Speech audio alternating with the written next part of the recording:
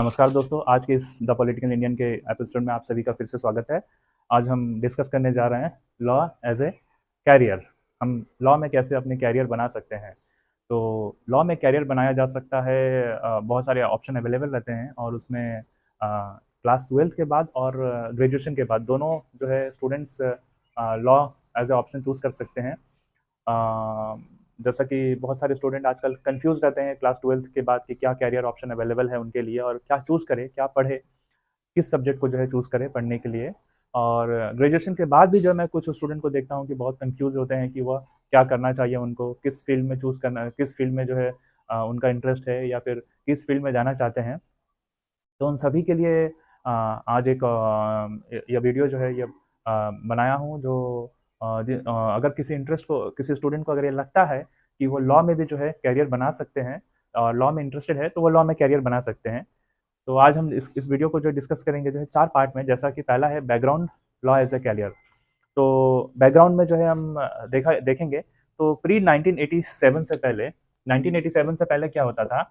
अगर किसी को जो है एलएलबी करना है एलएलबी करना है तो उसको जो है पहले जो है बीए करना होता था, फिर जाके जो है 3 साल का बीए करना होता था, फिर जाके जो है 3 साल का जो है एलएलबी करना होता था।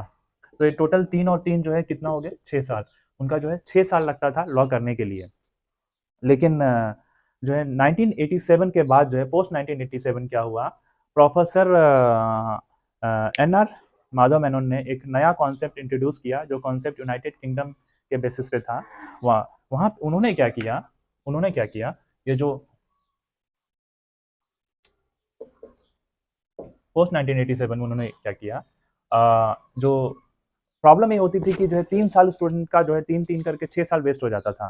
तो क्यों ना जो है हम स्टूडेंट को जो है टाइम भी सेविंग कर दिया जाए और उसको अगर किसी को लॉ करना ही है तो वो 12th के बाद ही जो है law as a career choose कर ले। तो उसके लिए हमने क्या किया, 5 ईयर जो है 5 ईयर इंटीग्रेटेड जो है कोर्स हमने इंट्रोड्यूस किया, B A L L B L L B.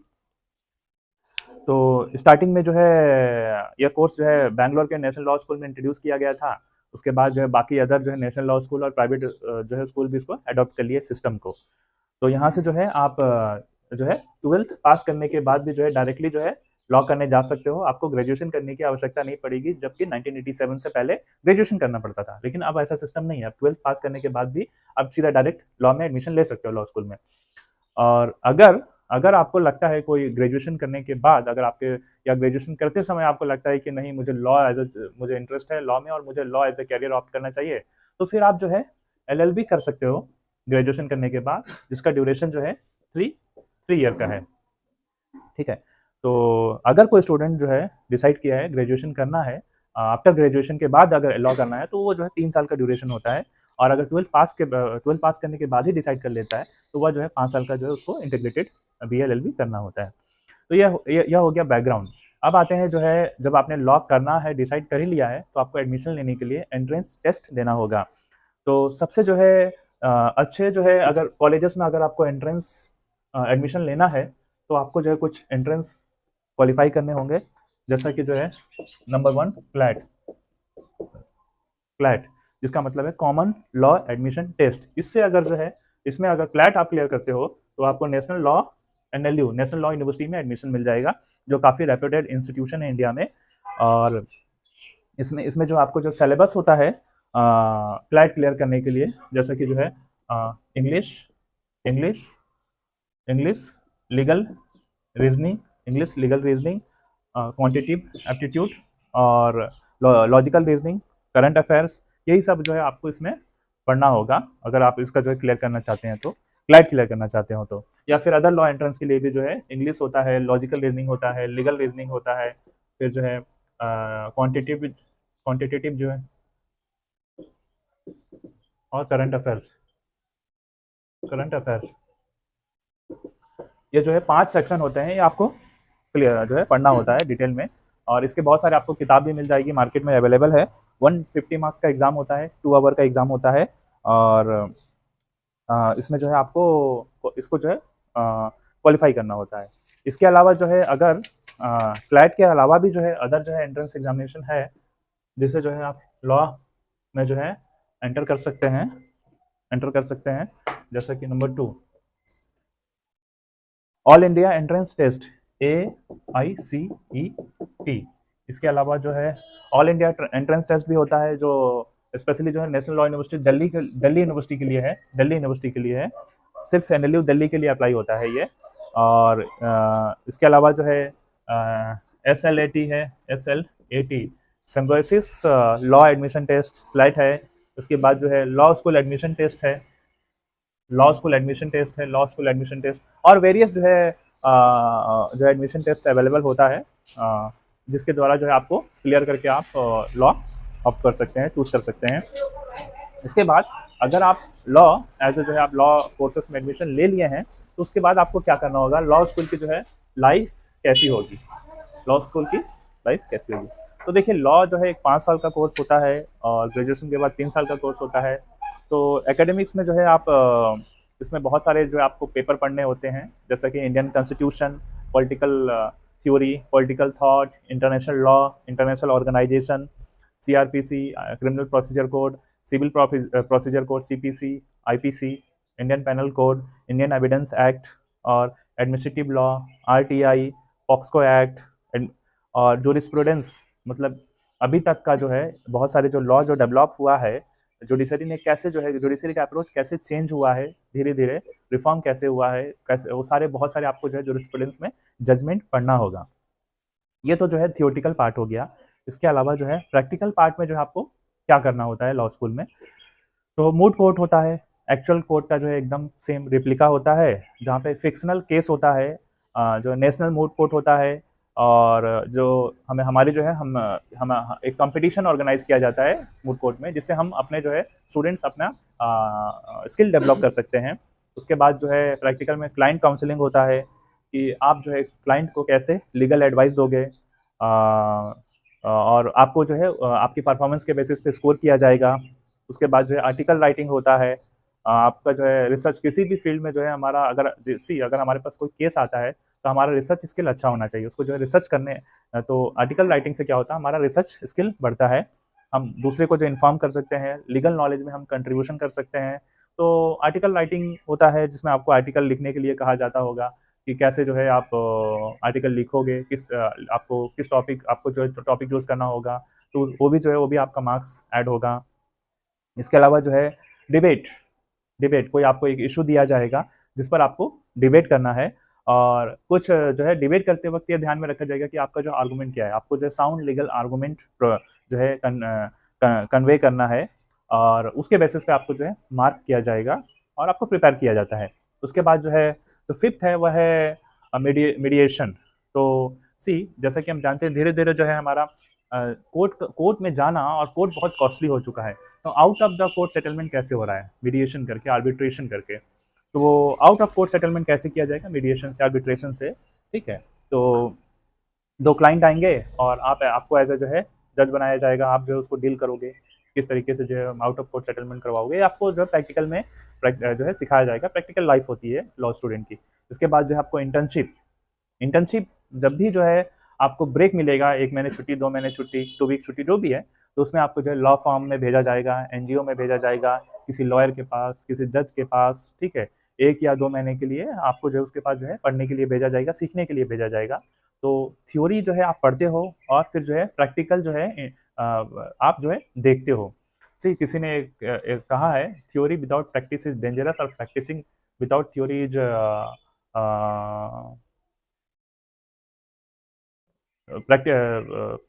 Theory without practice is meaningless और practice without theory is dangerous, ऐसा किसी ने कहा है।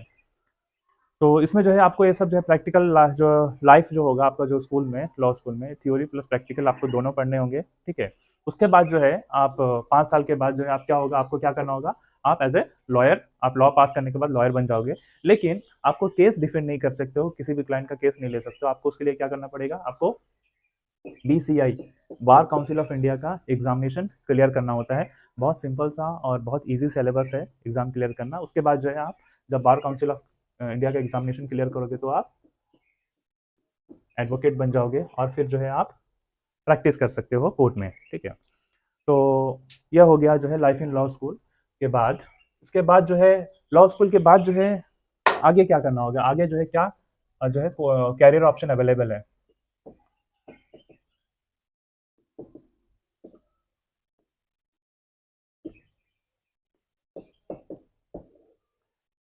सपोज आपने लॉ कर लिया है, आपने बीसीआई का एग्जाम भी क्लियर कर लिया है, ठीक है। तो इसके बाद जो है अदर कैरियर ऑप्शन क्या अवेलेबल है, ठीक है, आपके लिए क्या क्या ऑप्शन अवेलेबल होते हैं। तो जैसा कि नंबर वन, प्रैक्टिस। प्रैक्टिस, आप बीसीआई का एग्ज़ाम क्लियर करके आप अपना प्रैक्टिस स्टार्ट कर सकते हो। हाँ, ये स्टार्टिंग डेज में जो है बहुत डिफिकल्ट होता है, लेकिन धीरे धीरे जो है आपकी क्लाइंट जो है बढ़ते जाएंगे और आप काफ़ी पॉपुलर होते जाओगे, तो आपको जो है इस तरीके से जो है आप प्रैक्टिस जो है आप सेशन कोर्स से स्टार्ट कर सकते हो। नॉर्मली जो है लोअर कोर्स से ही जो है स्टार्ट करना चाहिए प्रैक्टिस, जिससे आपको ग्राउंड रियलिटी पता हो। इसके बाद जो है इसके बाद जो है दूसरा जो है आप जज, इंडियन जुडिशल सर्विसेज। आप जो है 5 साल का जो है, हम हमेशा आईएएस आईपीएस के बारे में, यूपीएससी के बारे में सुने हैं, लेकिन हम जो है नॉर्मली रैरली जो है इंडियन जुडिशल सर्विसेज एग्जामिनेशन के बारे में सुनते हैं। सी, इंडियन जुडिशल सर्विसेज एग्जामिनेशन जो भी एक जो है बहुत ही अच्छा कैरियर ऑप्शन अवेलेबल होता है, और आईएएस से जो है, आईपीएस से, इंडियन फॉरेन सर्विस से भी जो एक जो है बेटर ऑप्शन अवेलेबल है ये इंडियन जुडिशल सर्विसेज का। आप 5 साल का जो है कोर्स करने के बाद आप जुडिशल सर्विसेज ज्वाइन कर सकते हो। उसके बाद जो है, सर फैन ऑफ कर दीजिए। उसके बाद जो है आप तीसरा जो ऑप्शन आपके पास अवेलेबल है, कॉर्पोरेट लॉ। कॉर्पोरेट लॉ से आप कॉर्पोरेट लॉ में भी जो है जा सकते हो। आप लॉ प्रैक्टिस कर सकते हो। इसमें जो है क्या होता है, आप लॉ जो है कोई इंडिविजुअल के लिए प्रैक्टिस नहीं करते हो, आप एक जो है लॉ फार्म के लिए जो है आप प्रैक्टिस करते हो, ठीक है। जिसमें जो है सपोज कभी ऐसा भी होता है कि कुछ कंपनीज होते हैं जिसका जो जो लीगल इश्यूज में जो इन्वॉल्व हो जाते हैं, तो उसको जो है सॉर्ट आउट करने के लिए उनको लॉयर चाहिए होता है, तो आप जो है कॉर्पोरेट सेक्टर के लिए जो है लीगल सर्विस प्रोवाइड करते हो। तो इसमें एक सबसे बेटर बेनिफिट ये होता है कि आप पहला महीने से ही जो है आपको जो है अच्छी इनकम अर्न करना शुरू कर देते हो। क्योंकि आप अगर लिटिगेशन प्रैक्टिस में जाओगे, तो प्रैक्टिस में हमेशा क्लाइंट हमेशा रिच नहीं होता है, तो आप जितना एक्सपेक्ट करोगे आप उतना अर्न नहीं कर पाओगे स्टार्टिंग डेज में। लेकिन कॉर्पोरेट लॉ में ऐसा नहीं है, कॉर्पोरेट जो है काफ़ी रिच होते हैं, और आप जो है फर्स्ट मंथ से ही जो है अच्छा जो है आप अर्निंग कर सकते हो। इसके अलावा जो है चौथा जो ऑप्शन अवेलेबल होता है, सिविल सर्विसेज। तो सिविल सर्विसेज में जो है बहुत सारे पोर्शन जो है लॉ से जो है बिलोंग करता है, तो आप लॉ पढ़ते पढ़ते जो है आपको एक एडवांटेजेस मिलेगा सिविल सर्विस एग्जामिनेशन क्वालिफाई करने में। अगर आप इंटरेस्टेड है तो लॉ का आपको जो है, क्योंकि इसमें हम ऑलरेडी हम Indian constitution, Indian polity, international organisation, political theory, political thought, ये सारे पेपर जो है हम पढ़ते ही हैं डिटेल में। तो कहीं ना कहीं जो है आपको इसमें एक सिविल सर्विसेज में भी ये पोर्शन है, तो इसमें एक आपको जो एडवांटेजेस मिलता है, ठीक है। तो ये भी जो है चौथा ऑप्शन है। इसके अलावा जो है फिफ्थ जो ऑप्शन है, इसके अलावा लीगल, फिफ्थ ऑप्शन है लीगल प्रोसेस आउटसोर्सिंग।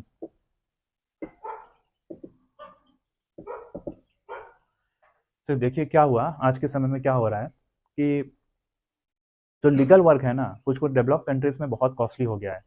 तो लीगल प्रोसेस को क्या कर देते हैं वो कंट्रीज, आउटसोर्स कर देते हैं कोई थर्ड वर्ल्ड कंट्रीज को, जैसा कि जो है, या फिर कोई अदर डेवलपिंग कंट्रीज को। फॉर एग्जांपल, एक एक लिटिगेशन का कॉस्ट, ठीक है, या एक ड्राफ्टिंग का कॉस्ट अगर जो है यूनाइटेड स्टेट्स अमेरिका में, ठीक है, या यूरोपियन कंट्रीज में, यूरोपियन यूनियन जो के आसपास जो कंट्रीज है उसमें अगर जो है 1,000 रुपया है, 1,000 रुपीज़ है, तो जो है इंडिया में जो है वही काम जो है 250 रुपीज़ में हो जा रहा है, ठीक है। तो ये क्या करती है यूनाइटेड इंडिया में जो है, इंडिया में 250 रुपीज़ में हो जा रहा है। तो जो यूनाइटेड स्टेट्स और जो डेवलपिंग कंट्रीज क्या कर रहे हैं, अपना लीगल प्रोसेस जो है आउटसोर्स कर दे रहे हैं, कहाँ पे, इंडिया में। जिससे जो है उनका जो है 750 रुपीज़ जो है सेविंग्स भी हो गया, और इंडिया में जो है, इंडिया में 250 रुपीज़ इंडिया के लिए जो है बहुत मायने रखता है। मतलब यहाँ पे जैसे एग्जाम्पल है, सपोज अगर जो है 100% जो है, सपोज अगर 100 रुपीज़ है, यहाँ पे जो है इंडिया में जो है 25% में जो है काम हो जा रहा है, ठीक है। लीगल प्रोसेस आउटसोर्सिंग इसी को बोलते हैं, जिसमें जो है विन विन सिनेरियो होता है। इनको भी जो है इनका काम हो गया, और हमारे यहाँ पे जो है यहाँ के लोगों को भी जो है क्या हो गया, बेनिफिट हो गया, जो है जॉब मिल गया, अर्न कर लिए, ठीक है। तो लीगल प्रोसेसिंग आउटसोर्सिंग जो है, लीगल प्रोसेस आउटसोर्सिंग बढ़ता जा रहा है, और लॉ की जो है डिमांड बढ़ती जा रही है। तो एक अच्छा ये ऑप्शन है जिसमें जो है आप लॉ का ये भी एक अच्छा ऑप्शन अवेलेबल है। इसके अलावा जो है आप एंटरप्रेन्योरशिप कर सकते हो।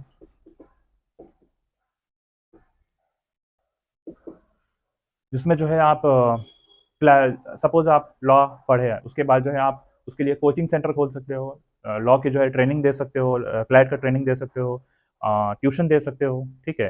तो आप अपना जो एंटरप्रेन्योरशिप भी जिसमें डेवलप कर सकते हो इस प्रोफेशन के बाद। उसके बाद जो है सेवन्थ आता है legal journalism. Legal legal journalism. तो आप एक अच्छा जो है जर्नलिस्ट बन सकते हो, जो लीगल जो साइट को जो है आप रिपोर्ट कर सकते हो, लीगल इश्यूज को आप रिपोर्ट कर सकते हो इन अ बेटर वे, क्योंकि लॉ तो सबको समझ में आता नहीं। और अगर आप लीगल फील्ड से रहोगे तो आप इश्यूज को बहुत बेटर वे में जो है आप उसको लीगली जो है आप रिपोर्टिंग कर सकते हो। तो लीगल जर्नलिज्म में एक ऑप्शन होता है। इसके अलावा जो है एट ऑप्शन ये होता है एकेडमिक्स। ये भी एक बेस्ट ऑप्शन है एकेडमिक्स। आप ज़रूरी नहीं है कि लॉ करने के बाद आप लॉयर ही बनो। आप लॉ करने के बाद जो है आप लॉ करने आप बी एल एल बी करें, फिर जो है मास्टर किए उसमें, उसके बाद फिर आपने पीएचडी किया, उसके बाद आप जो है असिस्टेंट प्रोफेसर, ठीक है, में आप अप्लाई कर सकते हो। और असिस्टेंट प्रोफेसर बनने के बाद आप प्रमोट हो जाओगे एसोसिएट में, फिर प्रोफेसर, उसके बाद फिर आगे इस तरीके से आप एकेडमिक्स में उस में भी जो है आप अपना कैरियर बना सकते हो लॉ करने के बाद। इसके बाद जो है आप अदर ऑप्शन जैसा कि नाइन्थ ऑप्शन देखेंगे तो जो है प्राइवेट लॉ फर्म में प्रैक्टिस कर सकते हो।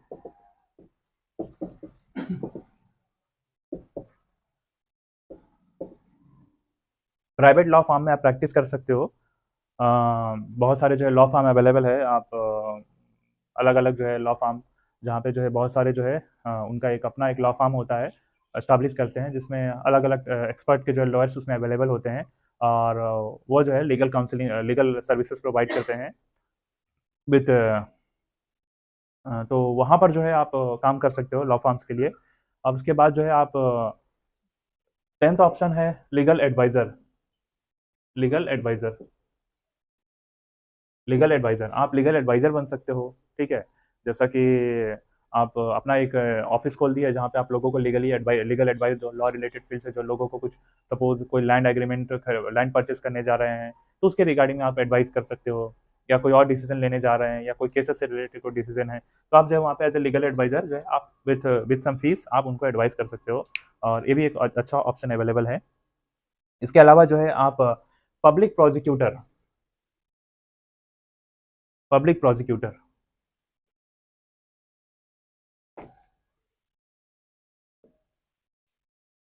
पब्लिक प्रोसिक्यूटर शुरू में आप असिस्टेंट पब्लिक प्रोसिक्यूटर एपीपी आपको चूज किया जाएगा, सेलेक्ट किया जाएगा। उसके बाद पीपीपी आप पीपी बन सकते हो, पब्लिक प्रोसिक्यूटर बन सकते हो।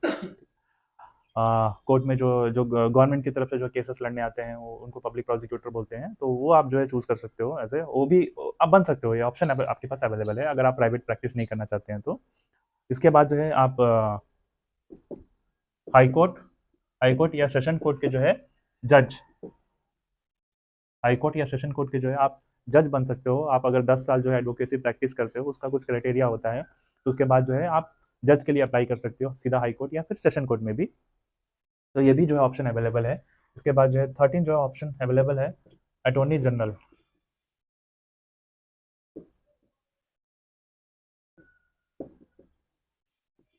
आप जो है अटॉर्नी जनरल ऑफ इंडिया बन सकते हो लॉ करने के बाद, ठीक है।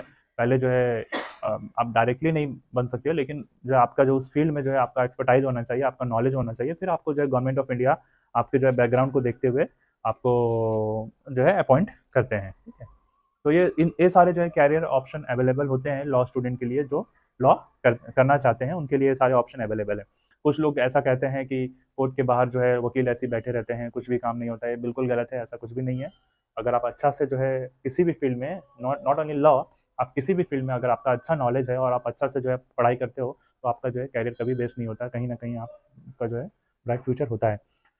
तो अब बात आता है कि कुछ स्टूडेंट जो है काफ़ी कंफ्यूज होते हैं कि क्या should I go for law as a career और नॉट, क्या मुझे लॉ करना चाहिए या फिर नहीं करना चाहिए। तो देखो, इसके लिए कोई टेस्टिंग किट अवेलेबल तो नहीं है, लेकिन सपोज अगर अगर आपको रीडिंग जो है करना पसंद है, तो फिर आप जो है law as a career choose कीजिए। अगर आपको रीडिंग करना पसंद नहीं है, पढ़ना पसंद नहीं है, पेशेंटली जो है बैठ के रीड करना पसंद नहीं है, तो फिर आप जो है लॉ एज ए कैरियर के लिए आप फिट नहीं बैठते हो, ठीक है। You must love reading, you must like reading, ठीक है। You should not hate reading. हाँ, मानता है उनकी जो है जो 12th पास करते हैं जो बच्चे, जो वो बहुत ज़्यादा जो है पढ़ते नहीं होंगे, लेकिन एटलीस्ट जो है उनको बहुत ज़्यादा पढ़ना पसंद नहीं होगा, ये मानते हैं, ये एक्सेप्टेबल है, बच्चे खेलते रहते हैं, ठीक है। बट फिर भी जो है उनको रीडिंग से जो है हेट नहीं होना चाहिए। अगर रीडिंग से उनको रीडिंग करना बिल्कुल पसंद नहीं है, पढ़ना बिल्कुल पसंद नहीं है एक जगह बैठकर, तो फिर जो है वो लॉ उनके लिए सुटेबल नहीं है। और दूसरा जो है, अगर जो है साउंड आर्गुमेंट, आपका जो आर्गुमेंट होना चाहिए वो साउंड आर्गुमेंट होना चाहिए which is based bye fact, ठीक है। जैसा कि जो है कोई कोई आप आर्गुमेंट कर रहे हो, कोई आप स्टेटमेंट दे रहे हो, उसके पीछे जो है कहीं ना कहीं लॉजिकल रीजनिंग होना चाहिए, कोई फैक्ट होना चाहिए, ठीक है। ऐसे ही जो है हवाबाजी नहीं करना चाहिए। तो ये जो है दो क्वालिटी अगर आप में है तो आप जो है लॉ के लिए जो है बेस्ट हो। और कोई भी स्टूडेंट आइलैंड से अगर इंटरेस्टेड है, लॉ में कैरियर बनाना चाहता है, तो सीधा जो है वो कांटेक्ट कर सकता है। चैनल में जो है नीचे कमेंट बॉक्स में कमेंट कर सकता है। और मेरा नंबर भी है 9531 810 343।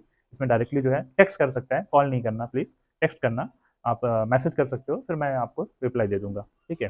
नेसेसरी जो भी नेसेसरी गाइडेंस होगा मेरी तरफ से वो मैं प्रोवाइड करूंगा, ठीक है। और साथ ही जो है साथ ही साथ जो है एक मैं कहना चाहूँगा कि जो लॉ है ना, लॉ एज ए कैरियर को जो है आप कॉजुअली जो है एज ए नहीं ले सकते हो। आपको जो है, अगर आप ये ऑप्शन चूज करते हो तो आपको बहुत ही सीरियस लेना होगा, because you are going to deal with human life.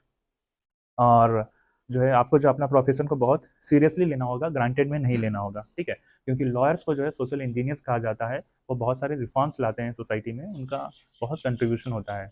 तो अगर आप में से कोई लॉ एज ए कैरियर बनाना चाहता है तो एक बार सोच सकते हैं law law as a career choose करने के लिए। और बहुत सारे जो है लॉ स्कूल्स अवेलेबल है, कॉलेजेस अवेलेबल है, एंट्रेंसेस एग्जामिनेशन अवेलेबल है, जिसमें जो है आप कैरियर जो है आप देकर जो है सीधा एंट्रेंस जो है एडमिशन ले सकते हो। उसके अलावा भी बहुत जो है बहुत अदर तरीके हैं जहाँ पे एडमिशन आप ले सकते हो, बट एक फेयर तरीके से आपको जो जाना चाहिए और बेस्ट लॉ स्कूल देखना चाहिए जो नेशनल लॉ स्कूल है और दिल्ली यूनिवर्सिटी के जो स्कूल्स हैं इसमें। और स्पेशली जो हमारे अंडमान निकोबार में, स्पेशली जो आइलैंड है, इसमें जो हमारे यहाँ लॉयर्स की कमी है। और इसके लिए जो है आगे भी हमारी जो है डिमांड, लॉयर्स का डिमांड हमेशा रहेगा। तो जो ब्राइट स्टूडेंट है या फिर जो भी स्टूडेंट है, वो जो अगर लॉ में कैरियर बनाना चाहते हैं तो एज ए ऑप्शन चूज़ कर सकते हैं। इसी के साथ ही जो है मैं आज का ये वीडियो आज का जो है डिस्कशन यही समाप्त करता हूँ। आई होप जो है आपके लिए यह यूज़फुल रहा होगा। Thank you.